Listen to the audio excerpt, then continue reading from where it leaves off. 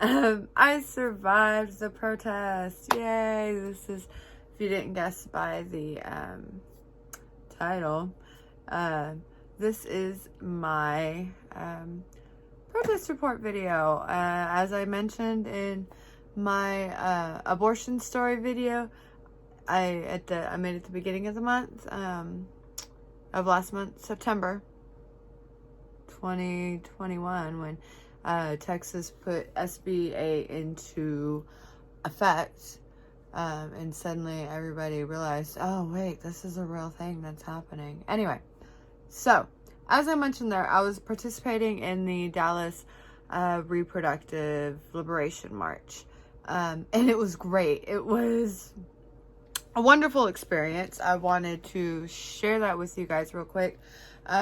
Also, super cute new overalls. Yay. Anyway, but neither here nor there. There was the Dallas Reproduction Liberation March that was a part of the National Women's March movement. This one was particularly led by Black, Indigenous people of color, and members of the LGBTQ plus community, which is why that alternative title was chosen, which is why I wanted to participate. I had not felt welcome really when I previous iterations of the Women's March and stuff, and in the big cities when I've joined up with the groups, the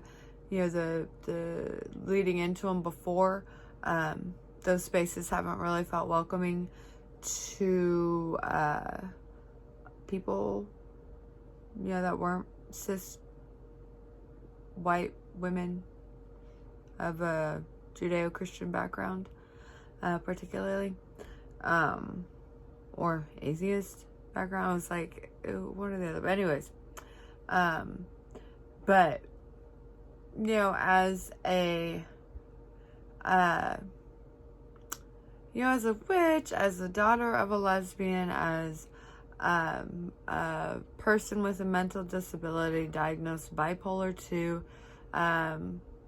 with manic depressive episodes, as a demisexual person who doesn't whose language I don't always understand all of everything. Anyways, but like my story, my things, the reasons why I had my abortion and stuff, my story hasn't always been welcome in some of these spaces. I have told it in written form a lot,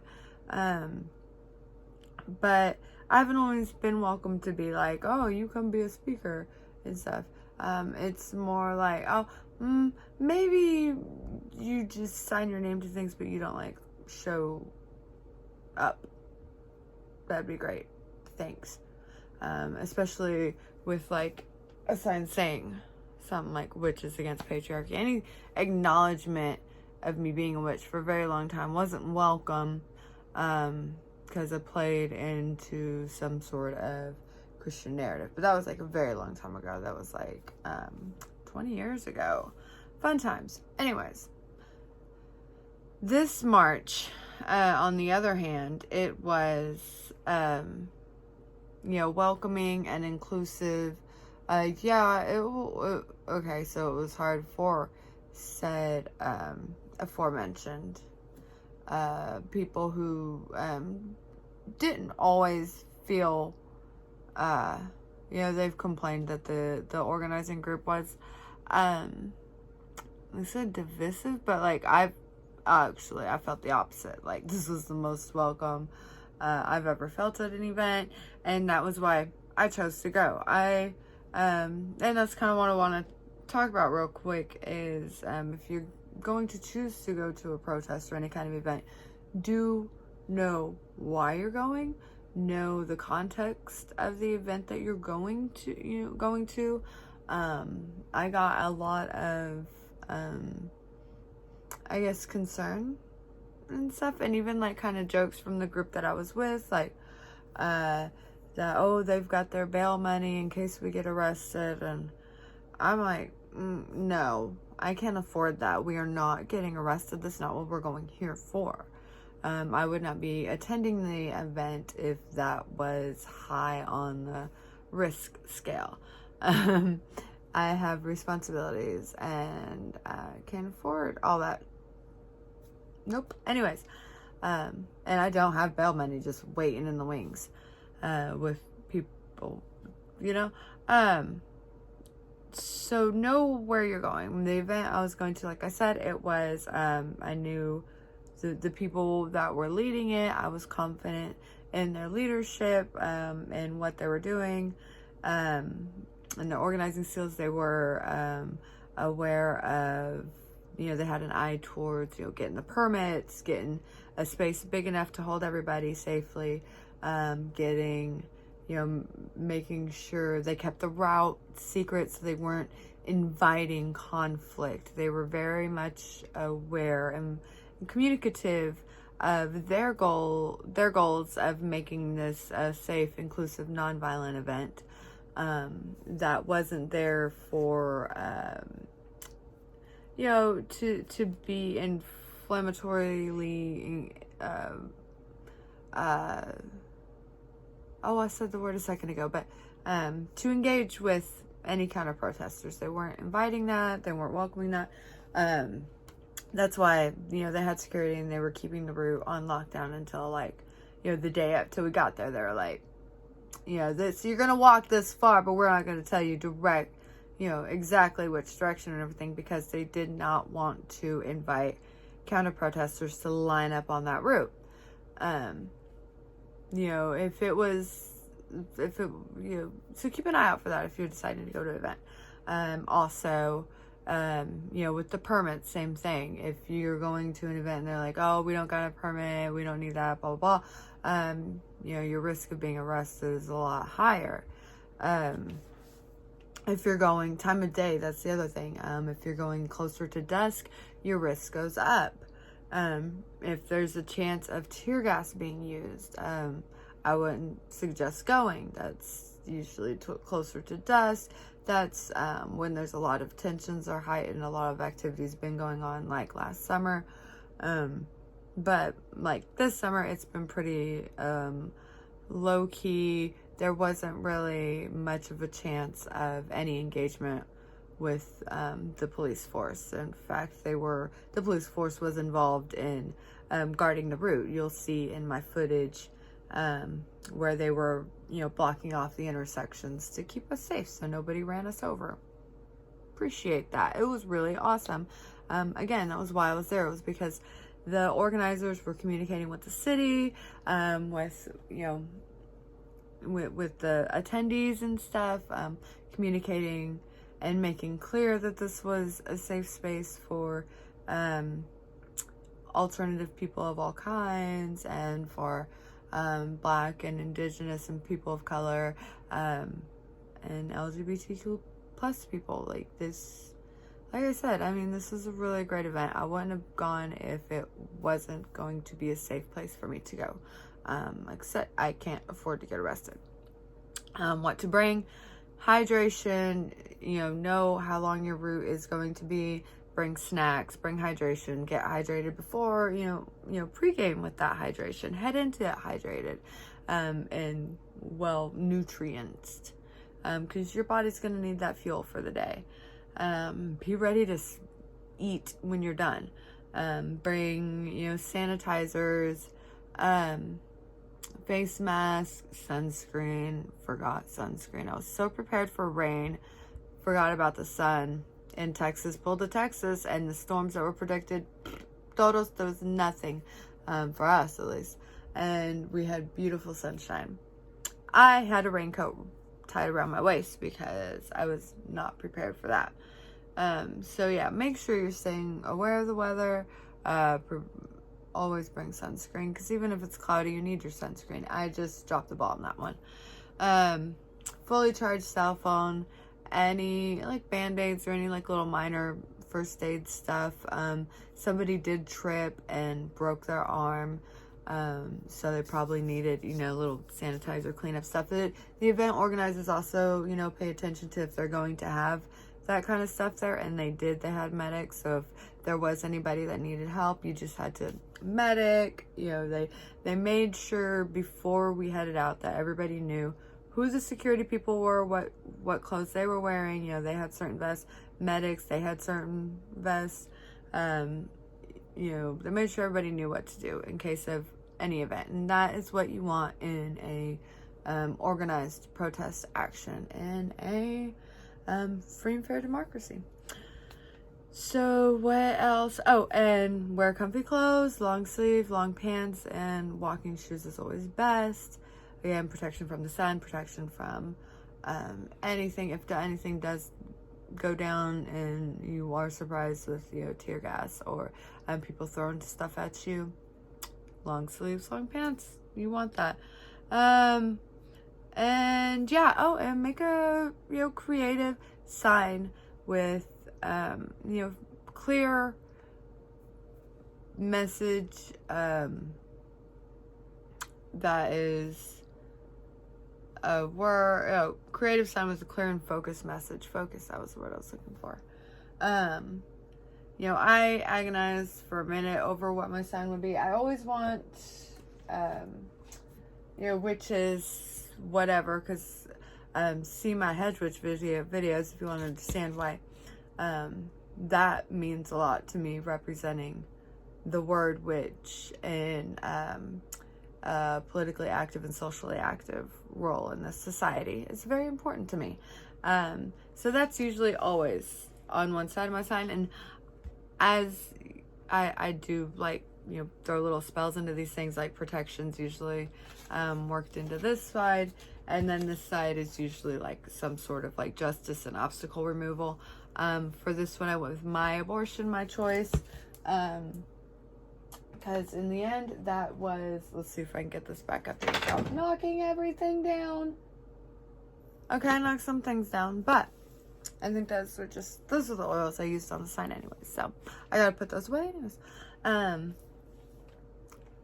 Making sure it's far enough back to set my hair on fire. So, clear and focused sign.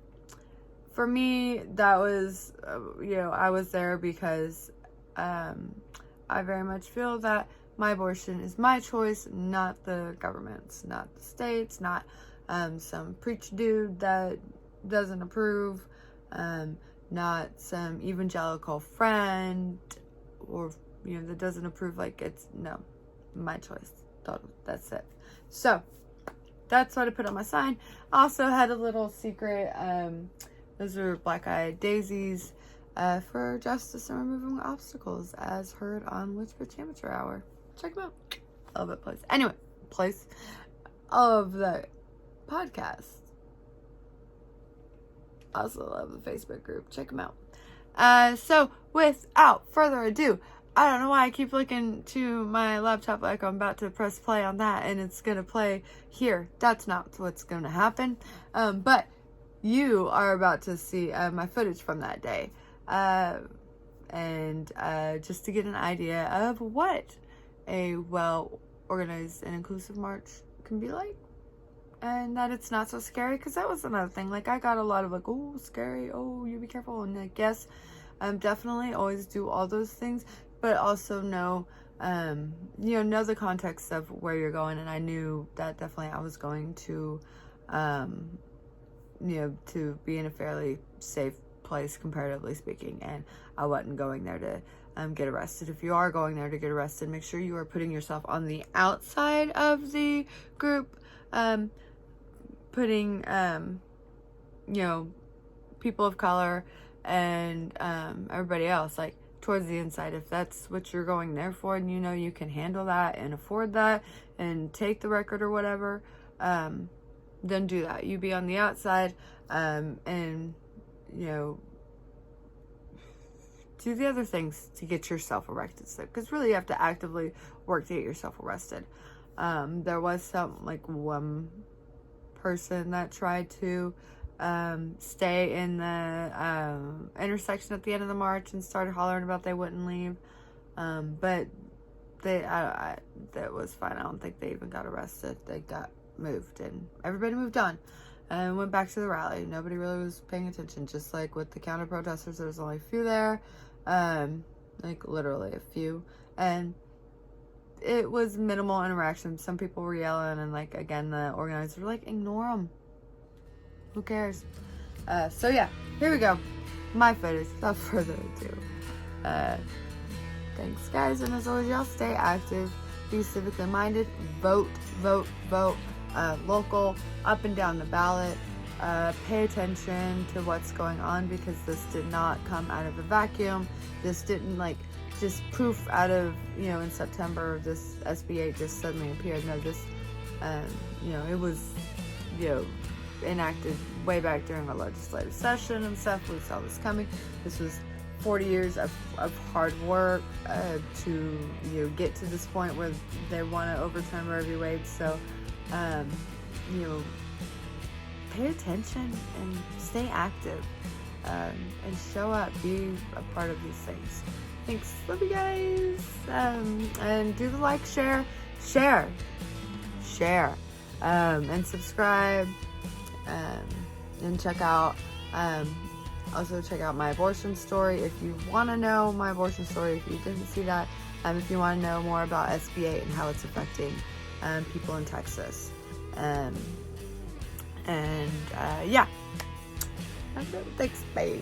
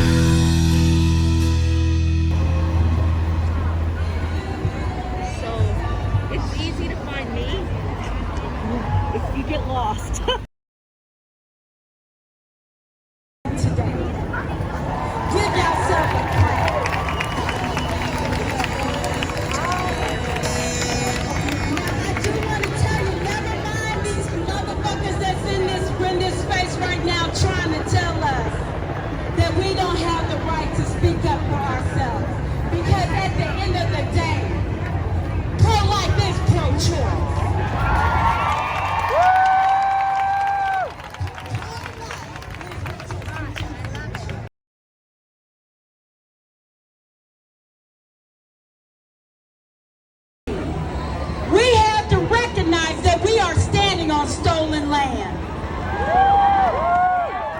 We have to recognize that people died for the land that you're standing on right now. And so I would like to introduce you to Yolanda Blue Horse. For what she has always given us. She is life. Our women are life. And she, as Mother Earth, has the right to do what she needs to do, as we all. So I ask you to always humbly remember that the land that you are on, the air that you breathe, the water that we drink is so important to all of us as human beings. So, Creator, bless us all today, please. Let everybody get here safe. Let us speak our minds and let everybody get home safely. Thank you. Kacie.